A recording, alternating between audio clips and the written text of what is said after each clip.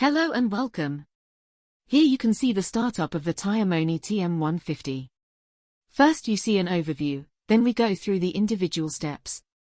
The easiest way is to do the steps in this order. First, the system is commissioned and set up. Then comes the installation on the vehicle. Before going live, let's take a quick look at what was delivered.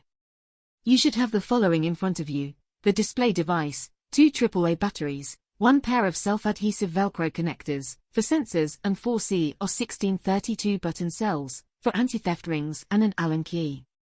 In addition, a detailed manual is included, in which everything is described as well. Commissioning takes place in 2 simple steps. First, the batteries are inserted in the display device. When the batteries are in the display device, you can already see a lot on the display. You see 4 pressure values, and under each one a number. This number can be found on the sensor. In the corner next to each value is a radio icon, and this is important. If this does not appear, then no data is being received from this sensor. This is almost always due to the sensor battery being dead. Before this happens, however, a small battery symbol appears next to the associated sensor as a warning. In the middle is the display of the pressure unit and an antenna symbol. This flashes when data is received. There are 2 buttons under the display window. With the left button you get to the menu and the settings. With the right button you can display the temperature values of the sensors. The corresponding measurement unit then appears in the center. Next comes step 2 in the installation: insert the batteries into the sensors one after the other.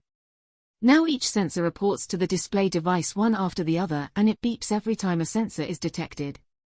At the same time, the radio symbol appears in the corner next to the displayed value. Of course, the value is still 0 now because the sensors don't detect any pressure. When all 4 sensors are connected, you can adjust the device according to your requirements. To do this, press the left button for 5 seconds and the device goes to the settings menu. First, the pressure unit is set. The default is kPa, and a short press on the right button takes you to the next unit. You can choose between kPa, psi, bar and kilograms per square centimeter. If that fits, a short press on the left button will take you to the next setting for the temperature unit. Use the right button to choose between Celsius and Fahrenheit. Next, press the left button again, which takes you to the settings of the low pressure warning threshold for the first axle. The default is 1.79 bar, and you can change the value with the right button until it suits you. We recommend approximately 3 to 5 psi below your cold inflation pressure. The next setting, a short push on the left button, takes you to the settings of the high pressure warning threshold for the first axle. As before, use the right button to set the value as you prefer it. We recommend 14 psi above your cold inflation pressure.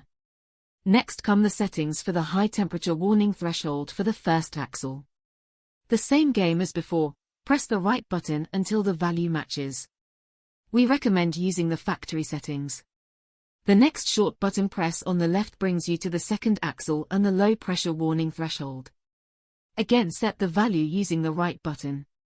Then use the left button to select the high pressure warning threshold for the second axle and use the right button to set the value.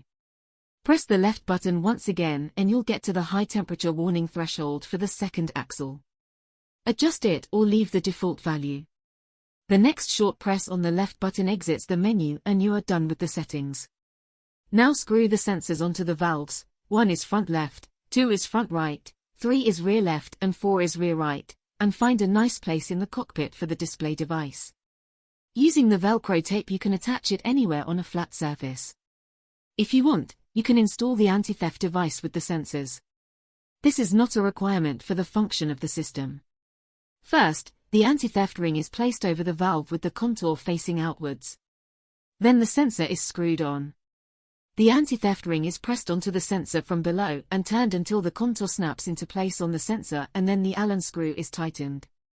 Please do not screw too tight, otherwise you might damage the valve. Now you'll get an alert anytime the pressure is too high or too low, or when the temperature is too high depending on your chosen warning thresholds. The sensors go into sleep mode if the vehicle is stationary for more than 20 minutes. They wake up again when you drive a few meters. The display also switches to sleep mode after about 20 minutes of inactivity to save battery.